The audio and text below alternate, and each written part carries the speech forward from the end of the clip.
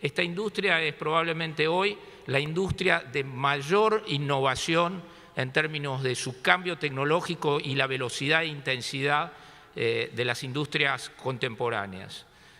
Primero discutiré algunos elementos de la dinámica de mercado y la regulación. Luego, ¿qué cambió desde la imprenta a la economía digital de hoy? Bueno, creo que esto nos da una idea de qué es lo que trata de hacer la BBC, ¿no? Entonces, usamos información open source, trabajamos con diferentes socios, aliados, Google por ejemplo, hicimos investigaciones, el gobierno de Camerún decía que no era responsable de los asesinatos, que los asesinatos no habían tenido lugar en Camerún y no habían sido perpetrados por soldados. El video tiene unos 10 minutos, por eso lo interrumpí ahora, pero básicamente fue un caso de noticias falsas, amenaza a la libertad de expresión, amenaza a los derechos humanos y creo que es un buen ejemplo que muestra qué es lo que sale cuando hacemos una buena investigación, cuando tratamos de hacer lo mejor que podemos frente a los retos que enfrentamos. Así que les agradezco mucho. Esta es toda mi presentación. Todo este ecosistema está cambiando, no solamente los millennials, que es lo que normalmente vemos y normalmente son los actuales consumidores, pero ¿qué va a pasar con esas nuevas generaciones que están mucho más expuestas a las nuevas tecnologías?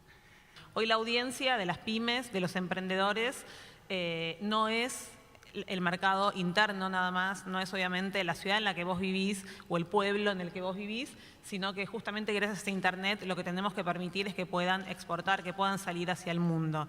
Y empresas como Google, entre otras, justamente lo que hacen es servir a ese propósito. La industria también empieza a pensar sin límites regulatorios en esa fusión importante y comprobable en la actualidad de contenidos e infraestructura de transporte. No hay un servicio que se pueda concebir sin la concurrencia del otro, lo que nos plantea también nuevos desafíos de cooperación como era lo que estaban, y de cultura. Sin embargo, las industrias tradicionales, las centenarias, las que hicieron la historia en sus formatos, son aquellas a las que les cabe la metamorfosis. La metamorfosis no solamente para estar a la altura de los tiempos, sino para alcanzar el futuro. Por supuesto que tienen un know-how extraordinario y son las reinas del contenido, porque lo inventaron al contenido. Pero también tienen el gran desafío, y me permito una imagen un tanto poética, de en este momento lograr ser orugas que se convierten en mariposas o ser dinosaurios. El poder adaptar tanto la redacción como el resto de la compañía al probar y cambiar, porque ninguno de los paradigmas que hoy consideramos que son la solución para dar sustentabilidad pueden llegar a ser válidos en 5 años. Entonces el tema es cómo adaptar la cultura. El contenido manda, el contenido sigue mandando, el tema es cómo hacer llegar ese contenido.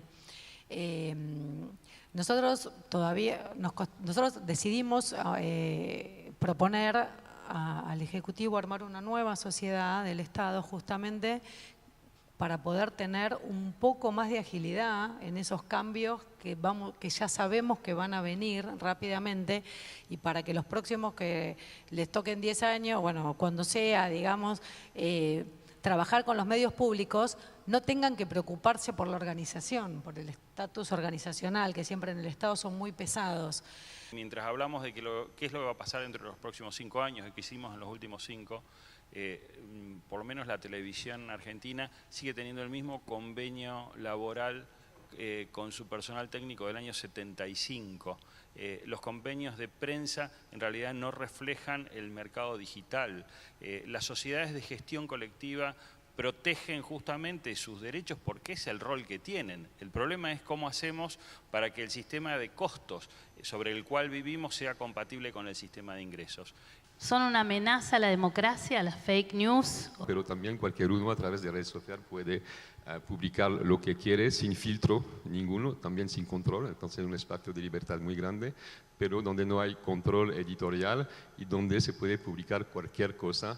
Todos estos estudios están basados en Facebook Ahora hay que ver qué pasa en WhatsApp. La información, el contenido falso que se comparte en WhatsApp es mucho más difícil de estudiar, de controlar. Como todos sabemos, WhatsApp tiene conversaciones cerradas, encriptadas, entonces hay muy poco control sobre lo que se comparte. Pero cuando uno ve la pantalla, el tiempo de pantalla que consumimos, mi sensación es que hay una gran cantidad de público, no están ni siquiera donde creen que están. No están ni siquiera en la web, ni siquiera en YouTube. Y no sé si estamos dirigiéndonos exactamente hacia ahí. La necesidad de tener presencia en las plataformas tiene que ver con la necesidad de estar presente en los lugares donde la gente pasa su tiempo. Esto que vos decías, la mayor cantidad, esas 39 horas semanales que da miedo cuando las pones ahí enfrente a cada uno de nosotros, pero evidentemente ese lugar es un lugar donde se disputa el tiempo y donde los medios tenemos que estar. Yo quiero tomar las fake news simplemente como un significante de un problema que tiene que ver con la verdad.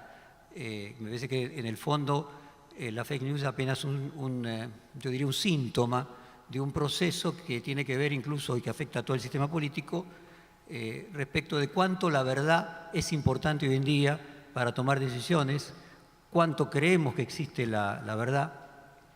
Y los medios de comunicación, en su crisis profunda, son simplemente también un síntoma de ese deterioro respecto de la verdad.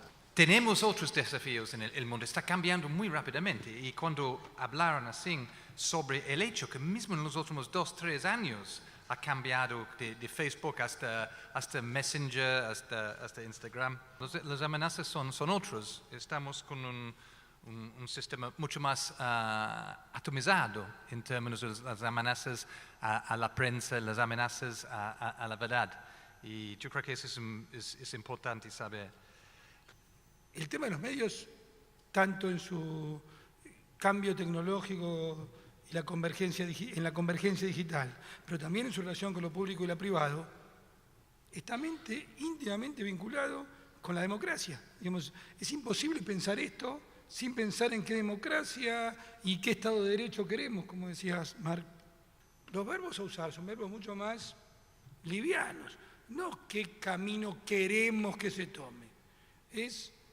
Tiene más bien con verbos como inducir, propiciar, interesar, que con verbos como dirigir u ordenar. Los ciudadanos se empoderaron. Y está bueno que los ciudadanos se hayan empoderado. Ahora después veamos cómo, insisto, podemos inducir que además ese empoderamiento sirva para algo que no está mal tocarlo, que es el bienestar general de la humanidad.